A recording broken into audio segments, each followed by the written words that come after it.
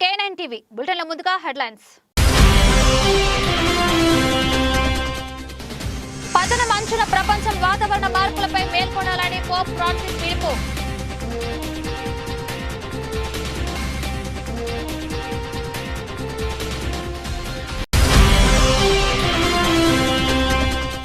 మరింత బలోపేతంగా భారత air force 3 లక్షల కోట్ల విలువైన ఆధునిక యుద్ధ విమానాలు ఆయుధాలు కొనుగోలు.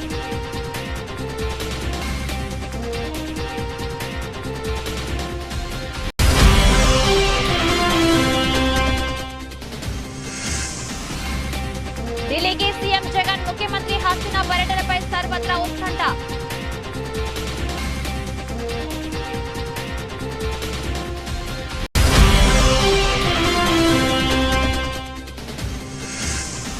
ముస్లింలకు అండా కాంగ్రెస్ ఉంటుంది తెలిపిన ఎంపీ ఉత్తమ్ కుమార్ రెడ్డి.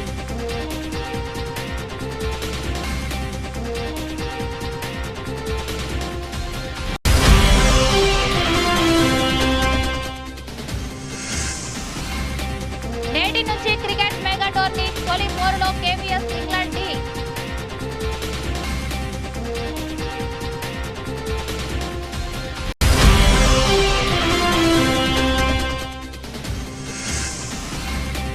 భారీ లాభాల్లో సెన్సెక్స్ నిఫ్టీ మొదలైన బుల్ ర్యాంకులు.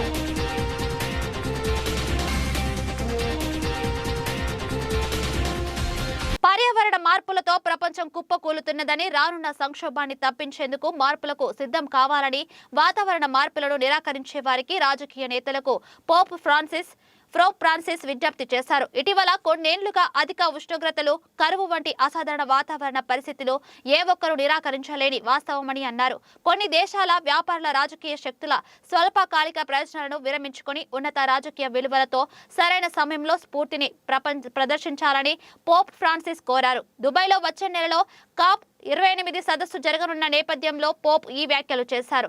శుద్ధ పునరుత్పాదక ఇంధనాలకు మళ్లడం మందకొడిగా సాగుతూ ఫాసిల్ ఫ్యూయల్స్ వాడకం కొనసాగుతుండటం పట్ల పోప్ ఆందోళన వ్యక్తం చేశారు. మనం నివసిస్తున్న ప్రపంచం కుప్పకూలుతుంది, మనం బ్రేకింగ్ పాయింట్ దగ్గర ఉన్నామని వ్యాఖ్యానించారు. వాతావరణ మార్పుల ప్రభావం పలువురు వ్యక్తులు జీవితాలను, కుటుంబాలను దెబ్బతీస్తుందనేది నిస్సందేహమని ప్రైజ్ గార్డ్ అనే తన తాజా డాక్యుమెంట్ లో పోప్ పేర్కొన్నారు. 2015లో పర్యావరణంపై తన ఎన్సైకిళ్లకు కొనసాగింపుగా పోప్ 7000 వర్డ్ డాక్యుమెంట్ లో ఈ విషయాలు ప్రస్తావించారు. వాతావరణంలో చోటు చేసుకుంటున్న అత్యంత అసాధారణ మార్పులను భూమండలం యొక్క నిరసన ఆక్రందనలుగా పోప్ అభివర్ణించారు. ఈ సమస్యను తిరస్కరించడానికి, తగ్గించడానికి ప్రయత్నాలు జరిగిన వాతావరణ మార్పు సంకేతాలు స్పష్టంగా కనిపిస్తున్నాయని పోప్ నొక్కి చెప్పారు.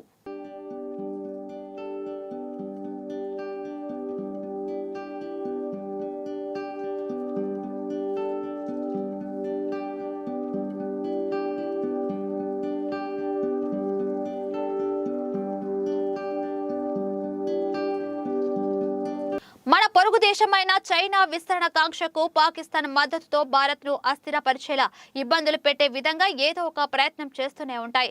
నిరంతరం భారత్ కు ఈ రెండు దేశాల సైన్యాల నుంచి రకరకాల సవాలు ఎదురవుతూనే ఉంటాయి. అయితే ఈ సవాళ్లను అధునాతన వ్యూహాలతో, అత్యాధునిక పరికరాలతో చెక్ పెట్టేందుకు భారత వైమానిక దళం సిద్ధమవుతుంది. Air chief marshal VR Chaudhari మంగళవారం భారత వైమానిక దళం తాజా వ్యూహాత్మక ప్రణాళికను వెల్లడించారు. వచ్చే 7-8 ఏళ్లలో ₹2.5 నుంచి 3 లక్షల కోట్ల విలువైన యుద్ధ విమానాలు, హెలికాప్టర్లు, క్షిపణులు, రాడర్లను IAF లో చేర్చనున్నాయని చెప్పారు. చైనాతో 3488 కిలోమీటర్ల పొడవైన వాస్తవ నియంత్రణ రేఖ LAC వెంబడి పరిస్థితిని నిరంతరం పర్యవేక్షించడం భారత వైమానిక దళ కీలక వ్యూహాలలో ఒకటి. ఈ పర్యవేక్షణ ఇంటెలిజెన్స్, నిఘా, గూఢాచర్యం ISR ద్వారా జరుగుతుంది. ఏప్రిల్-మే 2020లో తూర్పు లడఖ్ లో సైనిక ఘర్షణ జరిగినప్పటి నుండి చైనా భారతదేశానికి ఎదురుగా ఉన్న తన వైమానిక స్థావరాలను గణనీయంగా విస్తరించింది. రాడర్లు, ఉపరితలం నుండి గైడెడ్ ఆయుధాల స్వాగ్ నెట్వర్క్ ను మోహరించింది. సరిహద్దు రేఖ వద్ద ఎదురయ్యే ప్రతి సంఘటనను ఎదుర్కొనేందుకు IAF సాగ్పులు రాడర్లను కూడా LAC వెంట తక్కువ స్థాయి రవాణా చేయగల రాడర్లను LLTRలు మోహరించింది. అయితే భారత వైమానిక దళం శత్రు భూభాగంలోకి తమ పరిధిని పెంచుకోవడానికి పర్వత రాడర్ కోసం చూస్తున్నారు. మరోవైపు భారత వైమానిక దళంతో పోలిస్తే people's liberation army air force లో 4 రెట్లు ఎక్కువ యుద్ధ విమానాలు, బాంబర్లు ఉన్నాయి.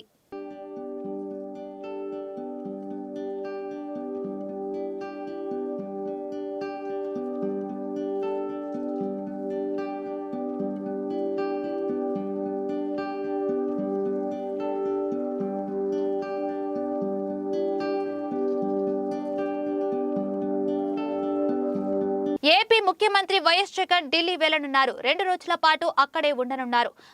బిజీగా గడపనున్నారు. ముఖ్యమంత్రి కార్యాలయం విడుదల చేసిన షెడ్యూల్ ప్రకారం ఉదయం 10 గంటలకు తాడేపల్లిలోని తన నివాసం నుంచి బయలుదేరి ఢిల్లీ వెళ్తారు.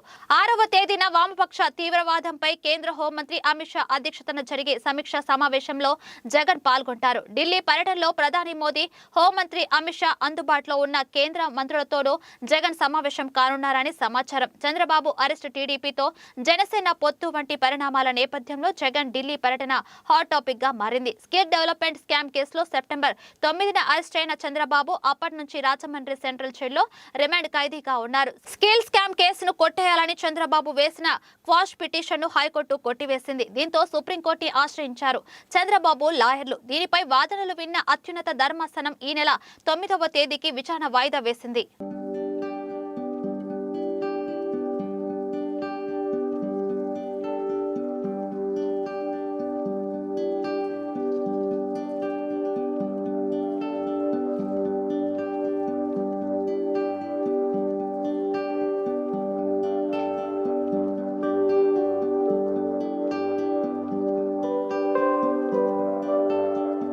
ఇబ్రహీపట్నం నియోజకవర్గం అబ్దుల్లాపూర్ మెట్ మండలంలోని బండరావిరాల, చిన్న రావిరాల గ్రామాలలో ఒకత ప్రభుత్వాల అనాలోచిత పాలన వల్ల మైనింగ్ జోన్లో భూములు కోల్పోయిన రైతులకు బుధవారం మంచిరెడ్డి కిషన్ రెడ్డి, రాష్ట్ర నాయకులు మంచిరెడ్డి ప్రశాంత్ కుమార్ రెడ్డి ఇచ్చిన మాట ప్రకారం 50 మంది నష్టపోయిన రైతులకు 9.9 కోట్ల రూపాయల చెక్కులను ప్రభుత్వం ద్వారా మంజూరు చేయించి అందజేశారు. మిగిలిన 159 మంది రైతులకు సర్వే నెంబర్ 293/1లో ఫ్లాట్ల కేటాయింపు కార్యక్రమాన్ని ప్రారంభించారు.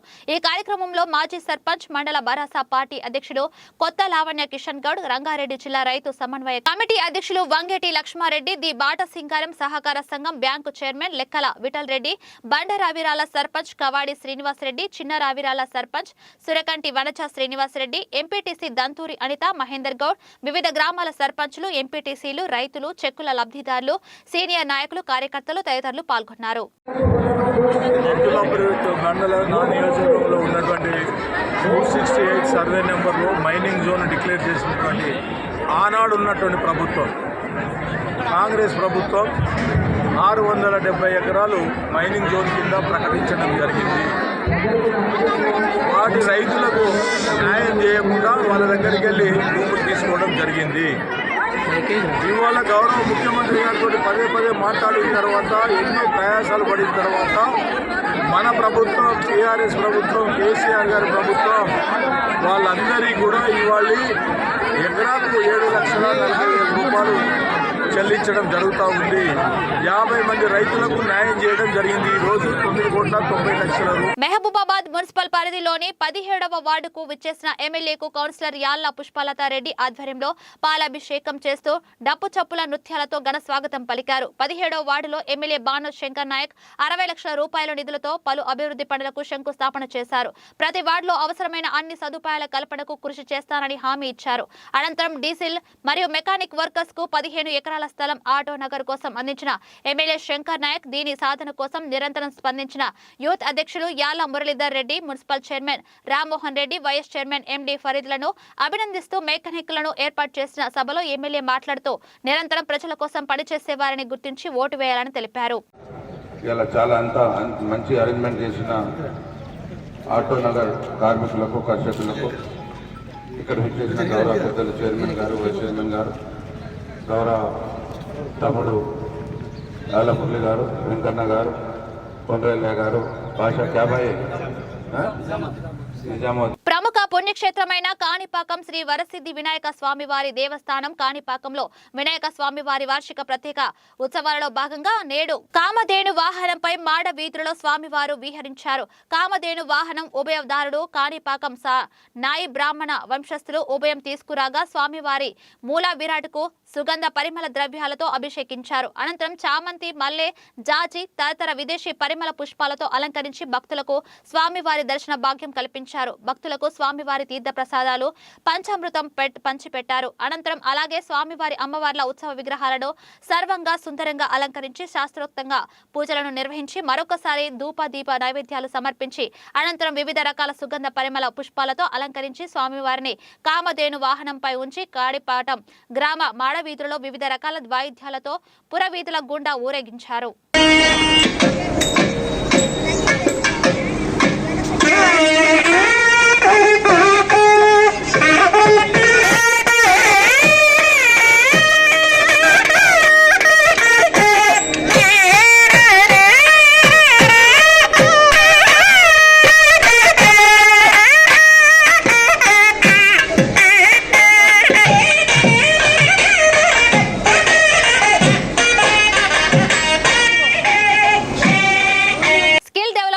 అవినీతి అంటూ నేరారోపణ చేయించి అధికార మదంతో దురహంకారి జగన్ తెలుగుదేశం పార్టీ జాతీయ అధ్యక్షులు శ్రీ నారా చంద్రబాబు నాయుడు గారిని సిఐడితో అక్రమంగా అరెస్ట్ చేయించి పిచ్చి జగన్ తన కుట రాజకీయాన్ని చాటుకున్నారని గిద్దలూరు టీడీపీ ఇన్ఛార్జి ముత్తుముల అశోక్ రెడ్డి గారు ఆరోపించారు. మేము సైతం బాబు కోసం రిలే నిరాహార దీక్షలో భాగంగా ఈ రోజు గిద్దలూరు నియోజకవర్గంలోని 6 మండలాల నాయకులు ఆధ్వర్యంలో 22వ రోజు కొనసాగిస్తున్న దీక్షలో అశోక్ రెడ్డి గారు పాల్గొని సంఘీభావం తెలియజేశారు. ఈ సందర్భంగా వారు మాట్లాడుతూ రాష్ట్రంలో స్కిల్ డెవలప్మెంట్ ద్వారా ఎంతో మంది యువతకు శిక్షణ ఇప్పించి ఉద్యోగ అవకాశాల కల్పనకు నాంది పలికి యువత జీవితాలలో కాంతులు నింపిన చంద్రబాబు గారు ఒక విజన్ కలిగిన నాయకుడని, అదే జగన్ తన తప్పులను ప్రశ్నించిన వారిని ప్రతిపక్షానికి చెందిన వారిపై దాడులు చేయించడం, కేసులు పెట్టించి జైలుకు పంపడాన్ని విజన్ గా పెట్టుకున్నారని, ఇందులో ఎంతో పేరు గడించారని, స్కిల్ డెవలప్మెంట్ ఎవరిది అనే సంగతి ఈ రాష్ట్ర ప్రజలందరికీ తెలుసని, ఎస్సీ ఎస్టీ బీసీ మైనార్టీలకు తెలుగుదేశం ప్రభుత్వం అండదండగా ఉందని, ఇప్పుడు వారంతా బాబు గారికి మద్దతుగా నిలుస్తున్నారని, అదేవిధంగా క్లిష్ట పరిస్థితుల్లో తోడుగా నిలిచినటువంటి జనసేన అధినేత పవన్ కళ్యాణ్ గారికి ప్రత్యేక ధన్యవాదాలు తెలియజేశారు. రేపటి రోజు అన్యాయంగా నియంత పరిపాలన చేస్తున్నటువంటి ఈ ముఖ్యమంత్రిని, ఈ వైఎస్ఆర్ ప్రభుత్వాన్ని కూకటి వేళ్లతో సహా మనం పెకలించి వేయవలసినటువంటి అవసరం ఉంది. దేనికోసం అనంటే ఒక రైతు తన యొక్క పేరు మీద ఉన్నటువంటి పొలం తన పేరు మీద ఉండేదానికి, అలాగే ఒక ఉద్యోగస్తుడు సకాలంలో జీతం తీసుకునేదానికి, ఒక చదువుకున్నటువంటి విద్యార్థులు వారికి ఉద్యోగం రావాలి అనంటే రేపొద్దున ఈ ప్రభుత్వాన్ని కూలదోయాలి. తెలుగుదేశం ప్రభుత్వం చంద్రబాబు నాయుడు గారిని తీసుకొచ్చుకుంటేనే మనందరికీ భవిష్యత్తు ఉంటుందనేటువంటి విషయాన్ని నేను తెలియజేస్తూ, ఏది ఏమైనా కూడా గత 22 రోజులుగా మన శ్రీ సాయిరాం పెట్రోలియం బంక్ లో ద్విచక్ర వాహనంలో పెట్రోల్ పోయించగా కొద్ది దూరం వెళ్లిన తర్వాత బైక్ ఆగిపోయిందని మెకానిక్ కు ఇవ్వగా, మెకానిక్ బైక్ ని పరిశీలించి పెట్రోల్ ట్యాంక్ లో కల్తీ పెట్రోల్ ఉందని బాటిల్లో పోసి ఇచ్చాడు. బాటిల్లో పెట్రోల్ తీసుకుని వచ్చి హెచ్పి బ్యాంక్ యాజమాన్యాన్ని ప్రశ్నించగా, ఎక్కడ చెప్పుకుంటావో చెప్పుకో, ఎక్కడ కేసు పెట్టుకుంటావో పెట్టుకో అని నిర్లక్ష్యంగా సమాధానం ఇచ్చారు. దీంతో బాధితులు మీడియాని ఆశ్రయించాడు. నా పేరు రామన్న, నేను ఉండే చిలికనర్లు ఉంటా. నేను జర ఎమర్జెన్సీ కేసు రాండి మొన్న నైట్ ఏంటంటే ఇట్లా వెళ్తున్నా బండ్లో పెట్రోల్ అయిపోయిందన్న. ఇక్కడ నార్మల్ పెట్రోల్ బంక్లోనే నువ్వు కూడా వచ్చిన పెట్రోల్ బంక్ లాగా ఎంటీ బండి అన్నది. వాళ్ళు పెట్రోల్ పోసిరు, పెట్రోల్ పోని ఆనెత్తలేదు. నాకు అప్పటి నుంచి వెళ్ళి పర్సన్ కిక్ కొడుతున్నా ఆనెత్తలేదు, చౌక వేసిన ఆనెత్తలేదు. దగ్గర 40 మినిట్ల కిక్ కొట్టినా, 30 to 40 మినిట్స్ దాకా ఆనెత్తలేదు. అక్కడ నాకు కన్ను నొప్పుందని చెప్పి హాస్పిటల్ అనుకున్నా. ఇక అప్పటికేమనిపించింది, ఆనెత్తని చెప్పి మేము అనుకున్నాం బండి గడ్డ ఖరాబ్ అయిపోయింది, బెల్ట్ లూజ్ అయితే మేము అనుకొని ఇక ఇంటికా పెట్టేసిన నువ్వు కూడా పోయి ఇంటికా పోయి నేను నిన్న బయటికి వెళ్ళినా. నేను లేకుండే మెకానిక్ చూపిస్తామన్నా. కానీ నేను ఈరోజు మార్నింగ్ మెకానిక్ షాప్ తీసుకోపోతే వాడేం చేసిండు, ఈ పెట్రోల్ అంతా తీసి పెట్రోల్లో మొత్తం కల్తీ ఉంది, డస్ట్ ఉంది, మొత్తం ఏమో చెప్పిండు. అదే వీళ్ళు వచ్చి అడిగితే ఏమంటారు అంటే దీంట్లో ఇతానీలు ఏమో చెప్తారు అన్నారు. అది చెప్తారు. వాళ్ళు చెప్తుంటే మేము అన్నాం లేదన్న బండి మొత్తం ఖరాబ్ అయిపోయింది మాది, 7 కాడికి బండి స్టార్ట్ అవుతుంది చెప్తున్నాం. వాళ్ళు ఏమంటారు అంటే పెట్రోల్ ఫోన్ చేస్తే వాళ్ళు ఏమంటారు, సరే బాబుకి 8 రూపీస్ పెట్రోల్ ఇచ్చుకోండిగా, 8 రూపాయలు పెట్రోల్ వచ్చి పంపించి అని చెప్పి వాళ్ళు చెప్తారు. దళిత బంధు లబ్ధిదారుల ఎంపికలో అవకతవకలు జరిగాయని దళితులు ఆందోళన నిర్వహించడం ఉద్రిక్తతలకు దారితీసింది. రఘునాథపాలెం మండలం బూడిదంపాడులో దళితులు ఆందోళన చేపట్టారు. అంబేద్కర్ జెండాలతో రోడ్డుపై బైఠాయించిన దళితులు తమ నిరసన వ్యక్తం చేశారు. అర్హులైన వారికి దళిత బంధు ఇవ్వకుండా బీఆర్ఎస్ పార్టీ వారికి అందజేశారని నిరసన తెలిపారు. ఖమ్మం ఇల్లందు ప్రధాన రహదారిపై రాకపోకలకు అంతరాయం ఏర్పడింది. దళిత ఆందోళనతో భారీగా ట్రాఫిక్ అంతరాయం ఏర్పడింది. జిల్లా అధికారులు క్షేత్రస్థాయిలో దళిత బంధు లబ్ధిదారులను ఎంపిక చేయాలని డిమాండ్ చేశారు. అర్హులైన వారిని కాదని పార్టీ నాయకులకు అనర్హులకు ఎలా ఇస్తారని ప్రశ్నించారు. తమకు న్యాయం జరిగే వరకు ఆందోళన చేస్తామని హెచ్చరించారు. దళిత బంధు కేసీఆర్ గారు ఎంతో ప్రతిష్టాత్మకంగా దళిత బంధు స్కీమ్ తీసుకొని రావడం జరిగింది. దానివల్ల దళితులు లబ్ధి పొంది వాళ్ళు కొంత మేరకు అభివృద్ధి చెందుతారనే ఉద్దేశంతో స్కీమ్ తీసుకొని రావడం జరిగింది. కానీ మా గ్రామంలో ఆ స్కీమ్ని నిర్వీర్యం చేసి కొంతమంది వాళ్ళ సౌలభ్యం కోసం హుజూర్ నగర్ పట్టణ కేంద్రంలోని ఉస్మానియా మస్జిద్ మర్కజ్ కు ఆకస్మికంగా విచ్చేసిన ఎంపీ ఉత్తమ్ కుమార్ రెడ్డికి ముఫ్తీ గౌసుద్దీన్ సాబ్ మరియు మైనార్టీ సోదరులు సాదర స్వాగతం పలికారు. అనంతరం ప్రత్యేక దువా చేశారు. ఈ సందర్భంగా ఎంపీ మాట్లాడుతూ మైనార్టీలకు చెందిన వక్ఫ్ బోర్డు ఆస్తులు, దర్గా, ఈద్గా, అషురాఖానా, పీర్ల చావిడి స్థలాలు ఆక్రమణకు గురవుతున్నట్లు తన దృష్టికి వచ్చిందని, ఏ స్థాయి నాయకుడైనా వక్ఫ్ ఆస్తులను ఆక్రమణ చేస్తే సహించేది లేదని, ఆక్రమణలను ప్రోత్సహించే అధికారులపై చట్టపరమైన చర్యలు ఉంటాయని తీవ్రంగా హెచ్చరించారు. హుజూర్ నగర్ నియోజకవర్గంలో ముస్లింల రక్షణకు మరియు మైనార్టీల ఆస్తుల పరిరక్షణకు తానే ముందుంటారని ఈ సందర్భంగా మైనార్టీలకు హామీ ఇచ్చారు. తాను ఎమ్మెల్యేగా ఉన్నప్పుడు ముస్లింలకు 100% సహాయ సహకారాలు అందించాలని, హుజూర్ నగర్ నియోజకవర్గంలో కబరస్థాన్లకు, అషూరా ఖానాలకు, షాదీ ఖాన్లకు నిధులు కేటాయించిన ఘనత కాంగ్రెస్ పార్టీదే అని, కాంగ్రెస్ పార్టీ ముస్లింలకు ఎప్పుడు అండగా ఉంటుందని భరోసా ఇచ్చారు. कर्नाटका में कांग्रेस पार्टी माइनॉरिटी कम्युनिटी को शुक्रगुजार है क्योंकि अब मेन इंस्ट्रूमेंट थे ये हमारी जो जीत हुई 90% मुस्लिम्स एक तरफा हुए और हम गवर्नमेंट आने के बाद भी बहुत क्लियर स्टैंड लिया है माइनॉरिटीज को प्रोटेक्ट करना है, मस्जिदों को, ईदगाह को, ग्राउंड जमीन को, माइनॉरिटी इंटरेस्ट को, माइनॉरिटी के 4% रिजर्वेशन को प्रोटेक्ट करना है. अब हमारे कर्नाटक गवर्नमेंट ऑलरेडी स्टेप ले रही है. यही की बात बताता हूँ मैं. हमारे यहाँ कुछ लोग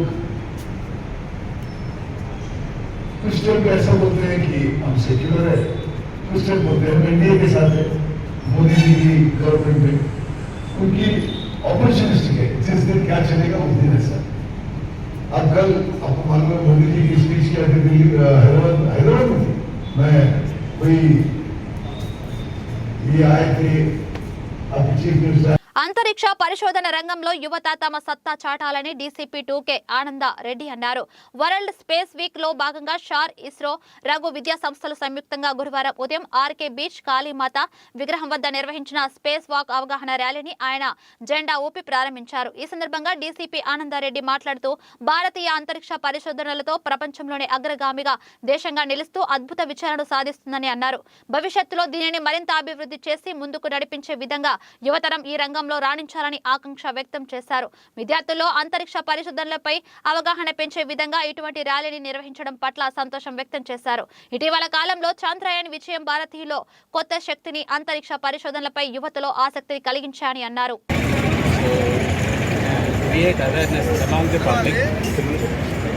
ఈ ర్యాలీని ఆర్కే బీచ్లో ఈ main purpose of this program is public outreach program, space activities, public awareness కోసం, particularly student community కోసం మేము ఇక్కడ 4 రోజులు అవేర్నెస్ ప్రోగ్రామ్ చేస్తున్నాము. సో దీనిలో భాగంగా మా ఎగ్జిబిట్స్, తర్వాత rocket models, video streaming, space activities అవన్నీ కూడా రఘు ఇంజనీరింగ్ కాలేజ్లో ఈరోజు 7th వరకు జరుగుతుంది. 8 ఈరోజు ఇనాగ్రేషన్. ఖమ్మం జిల్లా సత్తుపల్లిలోని జేవీఆర్ ఓసీ కార్మికులు ఆందోళన చేపట్టారు. ఓసీలో నిర్దేశిత లక్ష్యాన్ని పూర్తి చేసినప్పటికీ, పూర్తి స్థాయిలో కార్మికులు అందుబాటులో ఉన్నప్పటికీ ప్రైవేట్ లోడర్లు, డంపర్లతో బొగ్గు తరలింపు చేస్తున్నారని సింగరేణి యాజమాన్యంపై కార్మికులు ఆగ్రహం వ్యక్తం చేస్తున్నారు. మ్యాన్ పవర్ ఉన్నప్పటికీ ప్రైవేట్ మిషనరీ ఎందుకు ఉపయోగించాలని కార్మికులు యాజమాన్యాన్ని ప్రశ్నిస్తున్నారు. తక్షణం ఓసీలో అదనంగా ఉన్న ప్రైవేట్ లోడర్, డంపర్లను తీసివేయాలని, లేకపోతే విధులకు వెళ్లేది లేదని తేల్చి చెప్పారు. సింగరేణి ఉన్నతాధికారులకు విషయం తెలియజేస్తామని, వారం రోజుల్లో సమస్యలు పరిష్కరిస్తామని ఓసీ ప్రాజెక్ట్ మేనేజర్ తెలిపారు. తెలంగాణ బొగ్గాల కార్మిక సంఘం Kothagudem area JVROC secretary Kranthi Kumar, EP operator. Telangana బొగ్గాల కార్మిక సంఘానికి నేను పిట్ సెక్రటరీగా బాధ్యత వహిస్తున్నాను. ఇక్కడ జరిగిన సమస్య ఏంటంటే జేవీఆర్ఓసీ కొత్తగూడెం ఏరియాలో సింగరేణిలోనే ఒక మైండ్ ద్వారా 100 లక్షల టార్గెట్ను ఇప్పించిన చరిత్ర ఉంది ఈ బాయ్కి. మనకు ఆల్రెడీ కంపెనీ మిషనరీ కూడా ఉంది, మ్యాన్ పవర్ కూడా సఫిషియెంట్గా ఉంది, అన్నీ ఉన్నాయి. మనకు నిర్దేశించినటువంటి లక్ష్యాన్ని కూడా మనం సాధించగలిగినాం. కార్మికులందరి పక్షాన అందరం కూడా, అధికారులు, కార్మికుల వర్గం అందరి తరఫున కూడా మనం దాన్ని సాధించగలిగినాం. కానీ ఇప్పుడు మేనేజ్మెంట్ ఏంది, ఈ మధ్యకాలంలో గత వారం రోజుల నుంచి ఒక ప్రైవేట్ లోడరు, 2 ప్రైవేట్ లోడర్లు, 4 టిప్పర్లను తీసుకొచ్చి కంపెనీకి సంబంధించిన క్రషర్లో అది పోయడం జరుగుతుంది. దానికోసం కార్మిక వర్గం అంతా కూడా ఇబ్బందికరమైన వాతావరణం ఏర్పడ్డది. తక్షణమే ఆ ప్రైవేట్ లోడర్ను ఎత్తివేయాలని, ఆ టిప్పర్లను కూడా ఎత్తివేయాలని. క్రీడాభిమానులంతా కండ్లు కాయలు కాచేలా వేచి చూస్తున్న వన్ డే విశ్వ సమరానికి రంగం సిద్ధమైంది. నేటి నుంచి నెలన్నర రోజుల పాటు ఫ్యాన్స్ ను సిక్సర్ల సునామీ, వికెట్ల జడివాడలో ముంచెత్తేందుకు అన్ని జట్లు అష్టస్థానాలతో సన్నద్ధమయ్యాయి. తొలిసారి భారత్ ఒంటరిగా ఆతిథ్యం ఇస్తున్న మెగా టోర్నీకి నేడు అహ్మదాబాద్ లో తెరలేవనుంది. గత వరల్డ్ కప్ ఫైనలిస్టులు న్యూజిలాండ్, ఇంగ్లాండ్ మధ్య ఆరంభ పోరు కోసం ప్రపంచంలోని అతిపెద్ద క్రికెట్ స్టేడియం సర్వంగా సుందరంగా ముస్తాబైంది. క్రికెట్ ను మతంగా భావించే మన దేశంలోనే వన్డే వరల్డ్ కప్ జరుగుతుండటంతో భారత్ పై భారీ అంచనాలు నెలకొనగా 10 జట్లు, 10 వేదికలు, 45 రోజులు, 48 మ్యాచ్లు, 6 డబుల్ హెడర్స్ తో ప్రపంచ కప్ అగ్గి రాజేస్తున్నది. పసలేని మ్యాచ్లకు, బోరింగ్ సమరాలకు స్వస్తి పలుకుతూ ఐసీసీ ర్యాంకింగ్స్ అగ్రస్థానంలో ఉన్న 8 జట్లను మెగా టోర్నీకి నేరుగా ఎంపిక చేయగా శ్రీలంక, నెదర్లాండ్స్ క్వాలిఫైయింగ్ టోర్నీలో సత్తా చాటి ముందంజ చేశాయి. మరి ఇంకెందుకు ఆలస్యం? వన్డే మసాను ఆస్వాదించేందుకు మీరు సిద్ధమైపోండి. 4 ఏళ్లకోసారి నిర్వహించే ఐసీసీ ప్రతిష్టాత్మక వన్డే ప్రపంచ కప్ కు వేలైంది. సాధారణంగా వేసవిలో జరిగే ఈ టోర్నీ ఈసారి శీతాకాలంలో వేడి పుట్టించుకుందుకు సిద్ధమైంది. T20ల ప్రభావంతో వన్డేలకు కాలం చెల్లిపోయిందనే వాదనలు పెరుగుతున్న నేపథ్యంలో ఈ మెగా టోర్నీపై భారీ అంచనాలు నెలకొన్నాయి. ఇప్పటికే 3 సార్లు 1987, 1996, 2011 సహచర దేశాలతో కలిసి వరల్డ్ కప్కు ఆతిథ్యం ఇచ్చిన భారత్ ఈసారి ఒంటరిగా మెగా టోర్నీ నిర్వహిస్తున్నది. ఆతిథ్య భారత్తో పాటు Afghanistan, Australia, Bangladesh, England, Netherlands, New Zealand, Pakistan, దక్షిణాఫ్రికా, శ్రీలంక జట్లు ప్రపంచ కప్లో తమ అదృష్టాన్ని పరీక్షించుకుంటున్నాయి. ఇందులో గతంలో 5 జట్లు, ఆస్ట్రేలియా 5 సార్లు, భారత్ 2 సార్లు, ఇంగ్లాండ్, పాకిస్తాన్, శ్రీలంక ఒక్కోసారి ట్రోఫీని ముద్దడగా మిగిలిన 5 జట్లు ఇప్పటి వరకు ప్రపంచ ఛాంపియన్ హోదా దక్కించుకోలేకపోయాయి. మెగా టోర్నీకి ముందు ఆరంభ వేడుకలు నిర్వహించకూడదని ఐసీసీ నిర్ణయించగా బుధవారమే వరల్డ్ కప్ సారథులతో కెప్టెన్ మీట్ జరిగింది. రౌండ్ రాబిన్ లీగ్ విధానంలో జరగనున్న ఈ టోర్నీలో లీగ్ దశలో మెరుగైన ప్రదర్శన చేసిన 4 జట్లు సెమీఫైనల్ కు చేరనున్నాయి. మెగా టోర్నీలో ఆదివారం చెన్నైలో ఆస్ట్రేలియాతో టీమిండియా తమ తొలి మ్యాచ్ ఆడనుంది. 2011లో స్వదేశంలో జరిగిన వన్డే ప్రపంచ కప్ లో విజేతలుగా నిలిచిన టీం నుంచి ప్రస్తుత భారత జట్టులో కోహ్లీ, అశ్విన్ మాత్రమే ఉండగా గత వరల్డ్ కప్ లో 5 శతకాలతో అదరగొట్టిన రోహిత్ శర్మ మరోసారి సేమ్ సీన్ రిపీట్ చేసేందుకు రెడీ అవుతున్నాడు.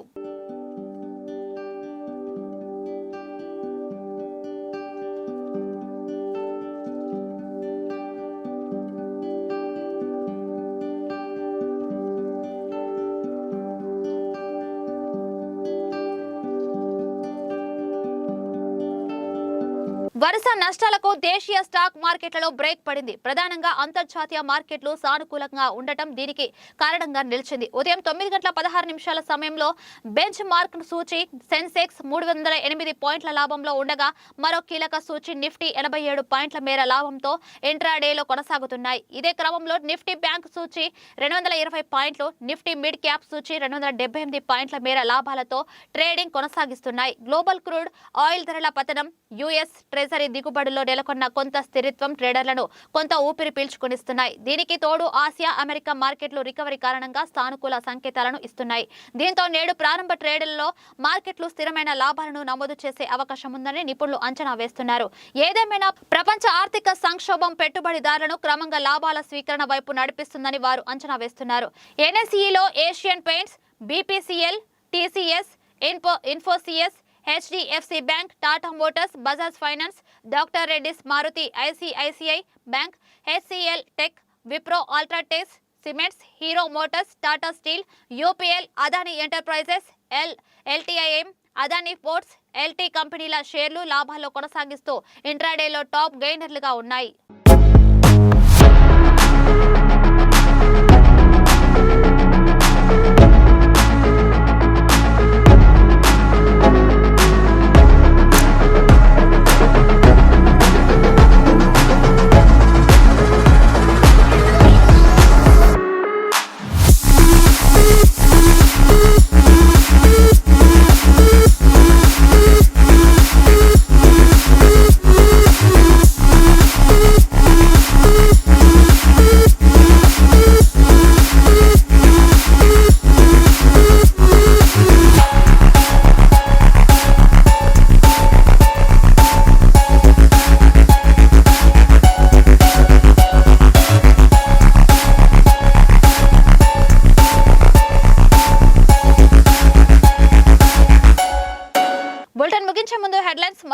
చూద్దాం.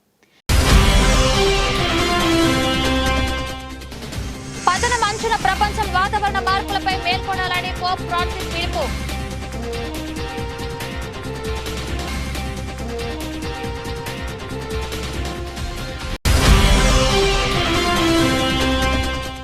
మరింత బలోపేతంగా భారత ఎయిర్ ఫోర్స్ 3 లక్షల కోట్ల విలువైన ఆధునిక యుద్ధ విమానాలు, ఆయుధాలు కొనుగోలు.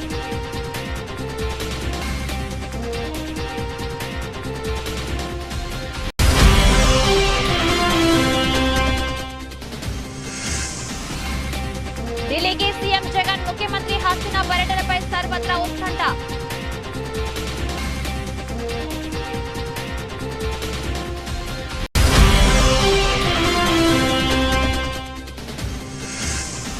ముస్లింలకు అండా కాంగ్రెస్ ఉంటుంది తెలిపిన ఎంపీ ఉత్తమ్ కుమార్ రెడ్డి.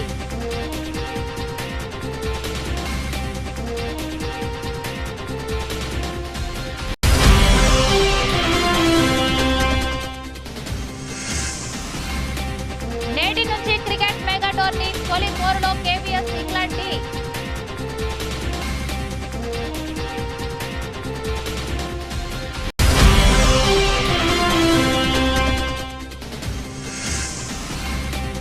భారీ లాభాల్లో సెన్సెక్స్, నిఫ్టీ మొదలైన బుల్ ర్యాంకులు.